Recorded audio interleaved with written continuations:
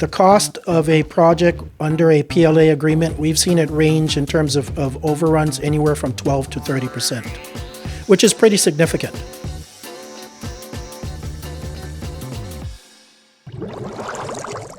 Aloha and welcome to the Grassroot Institute of Hawaii. Governor Josh Green signed a project labor agreement in February that flew under the radar, but it could have big consequences for the cost of state government projects. Jeff Alameida is my guest today. He's the Hawaii chapter president and CEO of the Associated Builders and Contractors. And he's also worked for Empower Oahu and the Colorado Enterprise Fund and the Blue Zones Project in Hawaii. So he joins me today to talk about just what are project labor agreements and why they're a bad deal for taxpayers. Welcome, Jeff. Aloha, and thanks for the invitation. We appreciate it. Well, thanks. I mean, we want to get the word out about this wonky subject in a way people can understand. But first, a little bit about you. So what's your background? How did you become the chapter president at the Associated Builders and Contractors? Well, the opportunity to come on board with ABC came about in September of last year. So I've been in this role for just about 6 months. My early career was actually in the construction industry, focusing more on the architecture and planning side of things. And I've had the opportunity to work on projects of all sizes throughout the country. Mm-hmm. The last 20 years of my career I spent focusing on community development, economic development, working on projects, organizations that here in Hawaii, for example, have been focusing on improving the health metrics of a community, or in other cases, scaling entrepreneurs, helping entrepreneurs scale their businesses. This is a really nice addition, if you will. It gives me the opportunity to focus on something that's really important to me, and that's how we can improve the communities that we live in, we earn in, we pray, and we play in. Mm-hmm. Well, so what is the state of Hawaii's trades workforce? How many union members are there and how many aren't as a makeup? You know, we have a significant shortage in the workforce, and we're fortunate as there have been a number of other organizations that have really taken an interest in gaining an understanding of why we have such a shortage. Right now, our estimates show that there are about 33,000 residents involved in the construction workforce, of which roughly 20,000 or so are non-unionized. So contrary to what many may That's may over believe, half. Yeah, it's well over half. I see. It's about 60%, if you will. Mm-hmm. And that's actually contrary to what many may believe, you know, thinking that the union workforce is the more significant. And Associated Builders and Contractors is union or non-union? You know, and I'm glad you asked. ABC at the national level has been around for 75 years. The Hawaii chapter, we're celebrating our 35th anniversary this year. And our founding documents, our national founding documents, which we abide by, bottom line, what it says is our role is to support the construction industry. Mm-hmm. Union or non-union, I see. It really doesn't matter. Mm-hmm. Mm-hmm. It's how can we improve the workforce? How can we support those businesses that, you know, build up Hawaii?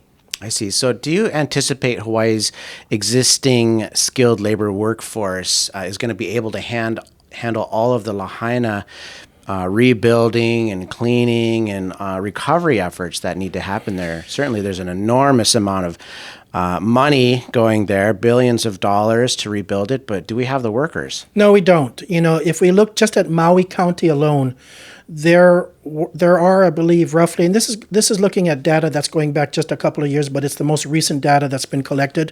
There are roughly about 1,500 workers employed in the carpentry, the laborers, and the electrical trades. 1,500? 1,500 That's it. on Maui. On Maui that are employed in the trades. Now, I had a conversation with an electrical contractor yesterday, and we were talking about, you know, how many workers do you need on a project of any scope?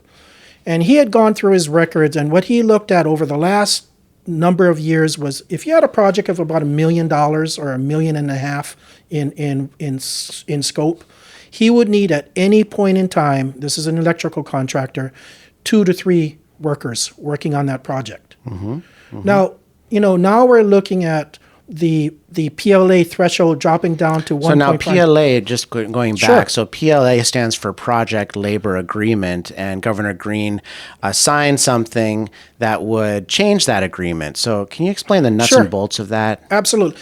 Project labor agreement. At the county level, it's known as a community workforce agreement. Right, CWA. Right. CWA, that's correct.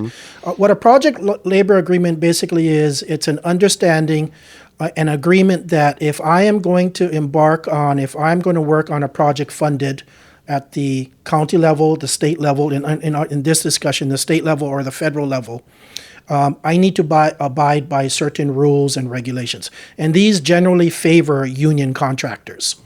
Now, I don't recall if I mentioned, but little more than 60% of the licensed contractors in Hawaii are non-union. Right. And so what's really important is, and there's two parts to this. There is a prevailing wage. It originally was $25 million. And what at the administrative directive that Governor Green signed a few weeks ago did was it lowered that threshold down to 1.5 million. I see. So you're saying that now there's going to be more government projects that the PLA applies to, and the PLA, you said, favors in a way unionized workforce, but that may have an icing out effect for Absolutely. non-union. Okay. Well, and from a number of viewpoints. But let me also mention, though, the state with the next nearest lowest threshold is New Jersey at $5 million. Oh, wow. And only 25 states actually have blanket PLA agreements. I see. The other 25 don't have any, they don't have this. This doesn't exist in those states. No. So for a big government projects in those states, they can utilize the full gamut of workforce in the state, you're saying. So okay. and so you then have an opportunity to, get the most competitive rates. I mean, we all want to complete these projects safely, right? On time and on budget. We're expanding the competition to the eligible contractors, if you will, in these other states. So more competition, though. If you have more workers, you're saying that benefits the taxpayer ultimately because there may be more opportunities to lower costs? That's right, absolutely. What we find through our studies, through our research, is the cost of a project under a PLA agreement, we've seen it range in terms of overruns anywhere from 12 to 30%, which is pretty significant. Wow. Now, there are government PLAs and there are private PLAs. Oh. For instance, particular projects.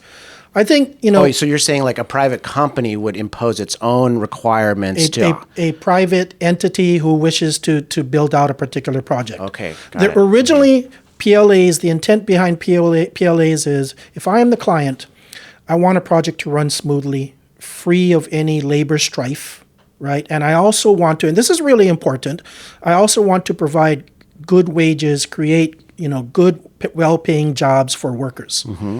Now, in Hawaii, we have the prevailing wage rules and regulations, which says any government project exceeding $2,000 is subject to prevailing wages. Oh, I see. So so for PLAs, it's not necessarily that these are locking in a certain wage because all government projects have a locked wage. Okay. That's right.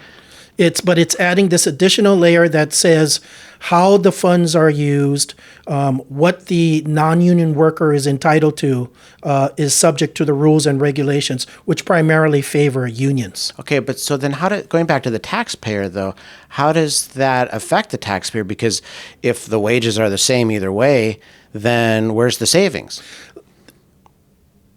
Let me give you an example, and I'm going to come at it from two different angles. One from the perspective of the business owner, which ultimately will affect the client, and the second from the perspective of the tradesperson, the one who's out there in the field doing really good work. So I am a carpenter. This is my first year on the job, and I'm an apprentice one, as an example. I've worked with my employer for a number of years. My base pay under a prevailing wage project is roughly $25 an hour. About $50,000 a year.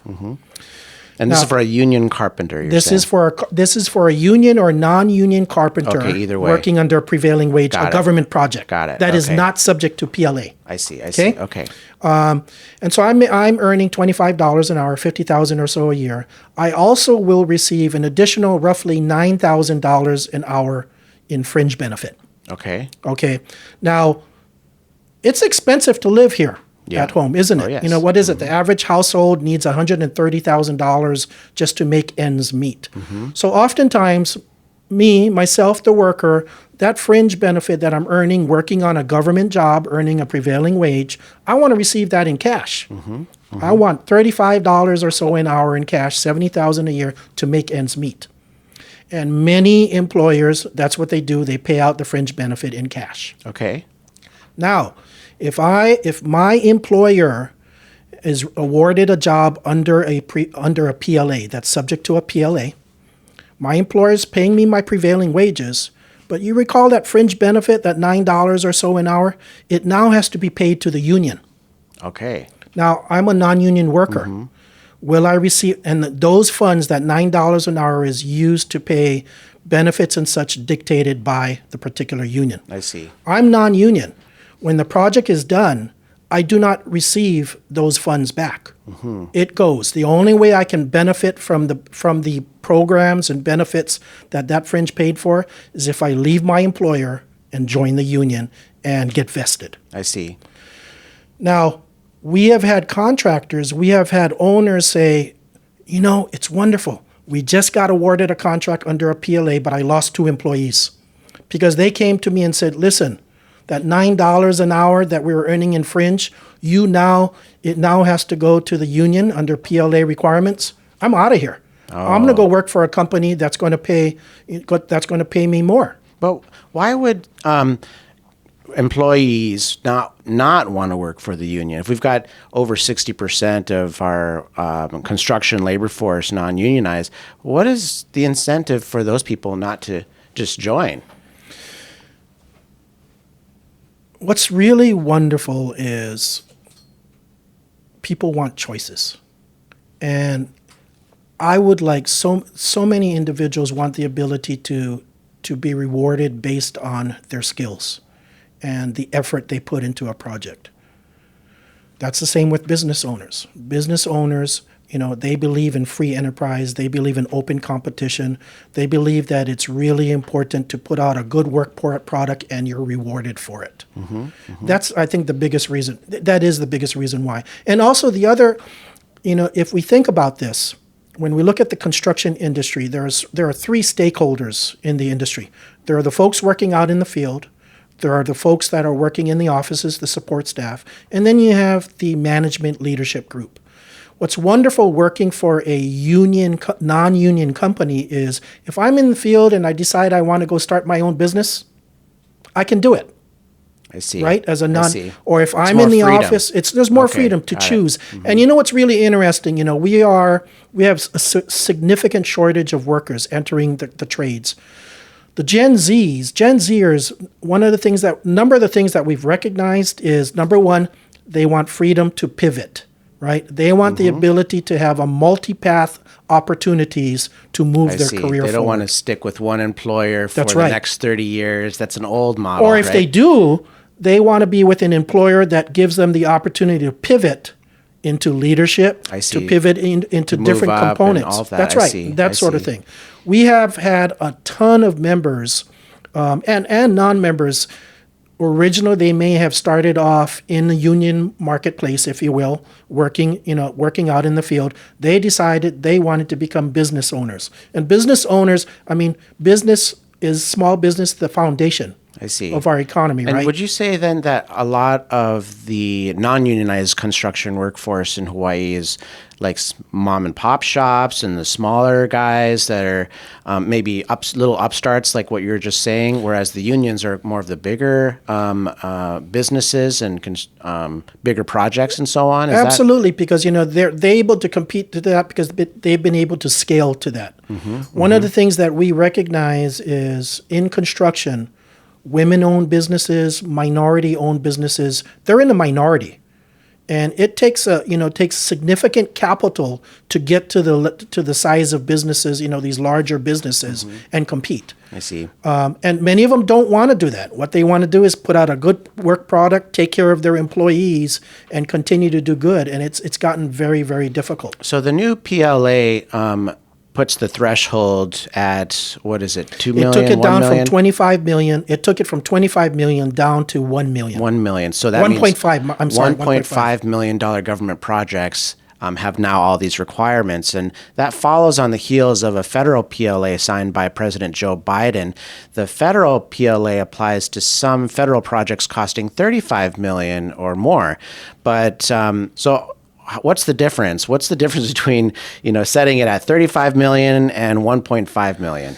I think the biggest difference is moving it down to 1.5 million is catering to a select group. It's restricting small business from participating in building Hawaii. And it's a significant detriment. We have, and not only does it hurt smaller businesses, but we have contractors who are operating, they're working on projects just under the original $25 million threshold. And they like these projects because it keeps their employees working for extended periods of time, right? A $20 million project might keep somebody busy for 4 years. Sure. So I don't have to worry as an employer about finding work and looking around. But what can you do for $1.5 million? Can we even renovate a park bathroom for $1.5 million? I mean, what can you do? Almost every government project is over Yeah. 1.5 million. And so the duration of that project is probably more like months, right? So this is the most restrictive PLA in the nation, is what you're saying. Yes, then. the next nearest is New Jersey at 5 million. If we look at California, I believe California is looking at codifying it at 35 million. Washington, D.C., I believe it's at 75 million. So it's incredibly restrictive. The Honolulu Rail, was that a PLA? That's a PLA, and okay, what was it? PLAs are supposed to put projects out on time, on budget, Oh, right. so on and so forth. And I guess the Honolulu Rail is that an example of it?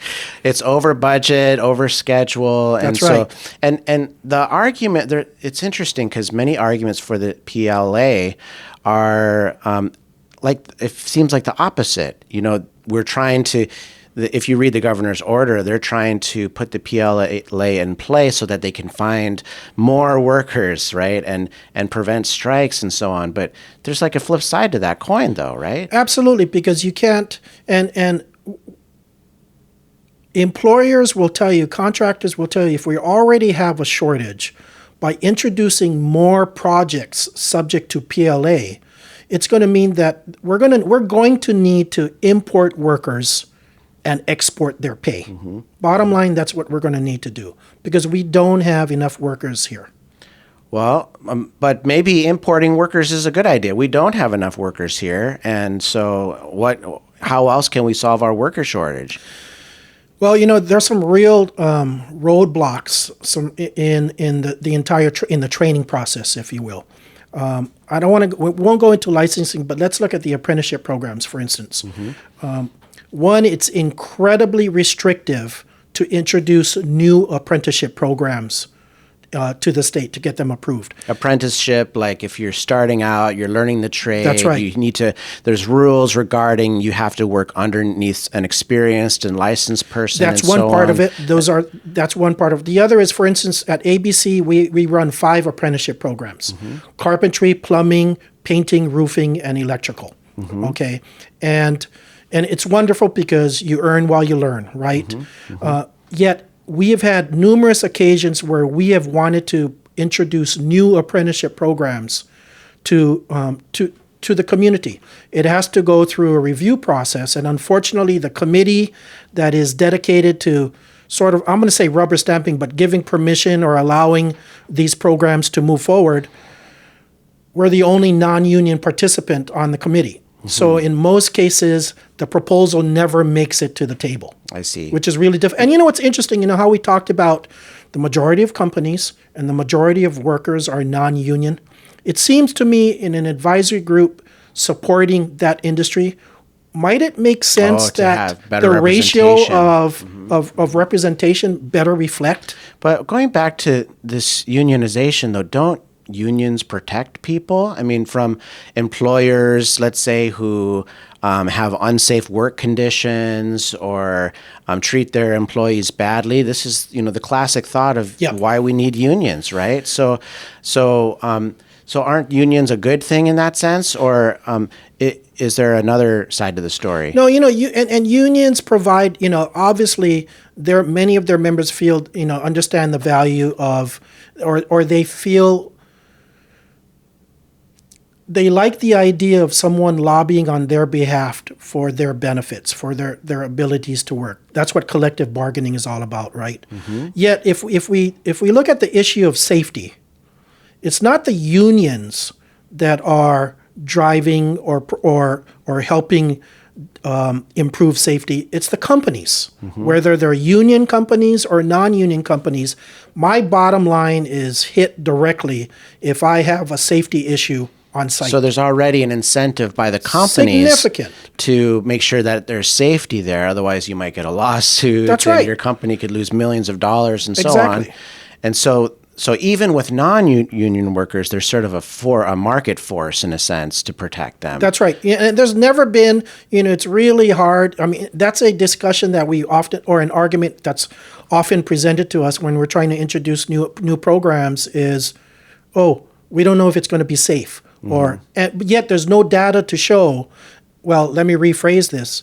All the data that we've seen out there has shown that whether it's apprentice to journeyman ratios or apprenticeship programs in general, safety has not been impacted. Okay, so going back though, this new PLA, what does it mean for taxpayers? What does it mean for Hawaii's economy? And what does it mean for government projects in general? We as taxpayers are going to be paying more for our projects. Number one, the projects the length of time for projects to be completed will increase. Why is that? Because we don't have enough of a workforce.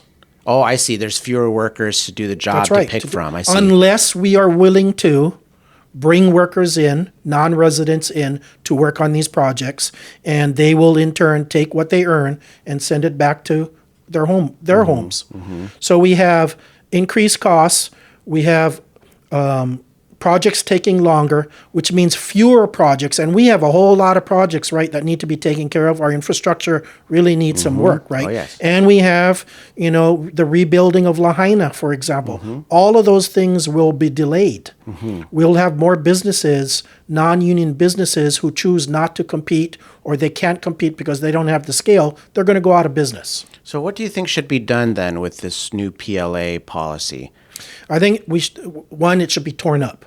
Let's at the very least take it back to the 25 million, or why not replicate what's the 35 million at the federal level? That's number one. I see. So you could tear it up and it would just revert back to the old way, which was the cap at 25 That's million. right. What's the threshold at 25 million? Or That's number one. Yeah. That's the one. Number two, we really need to look at improving the paths to entry into the trades.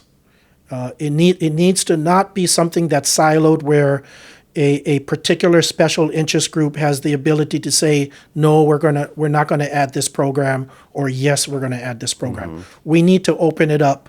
We need to be able to match our training opportunities with what the incoming workforce can manage. I think that's really important. You're saying that there's some barriers that are Absolutely. preventing more workers from joining the trades. Yeah, just like I had mentioned earlier, if we want to bring a new The apprenticeship program, it has to be subject to review, and we never even have that opportunity. And that would bring down the cost of government projects. Absolutely, and right? More Actually, not apprentices. just government, though. If we brought more in, then maybe it would be easier for my wife and I to find an electrician for our home project or something. And right? and that speaks to something else that's really important that we really should visit. And again, safety was always brought up as this is the reason why we don't do it, but there's no data to prove otherwise. Is we have what's called an apprentice to journeyman ratio. All right. Bottom line, what it says, if we look, for example, at the electrical field, electricians, for every 8 apprentices working on a project, there's a need for, it's called a progressive ratio. So the numbers vary, but you would need to have 16 journeymen working on the project. So in certain cases, you need 2 to 1. 2 to 1, or 1 to 2. Or Yeah, 1 to 1 to 2, 2, right. Right. So if you wanted more apprentices on your project, that means you need more journeymen. Many more. But if we have a shortage of journeymen, how are we going to be able to get more apprentices on the project? So we really should visit or revisit the ratio, at least getting it down to 1-to-1, revisiting at the very least. Right. The other thing, and at ABC, we're involved in it. We think it's really, really important. We need to get involved stakeholders who are actually not in the industry. So we, for example, we have what we call a crafts program. And it's a pre-apprenticeship program. Students completing the program, and it's provided at no charge. They actually, if they decide to move into one of our apprenticeship programs, they actually have accelerated through the first semester. And we have, local organizations, for example, like the Castle Foundation, that really believes in expanding the career workforce. So they have partnered with ABC. We're going to go out to the Hawaii Youth Challenge. We're going to go out to a couple of local schools.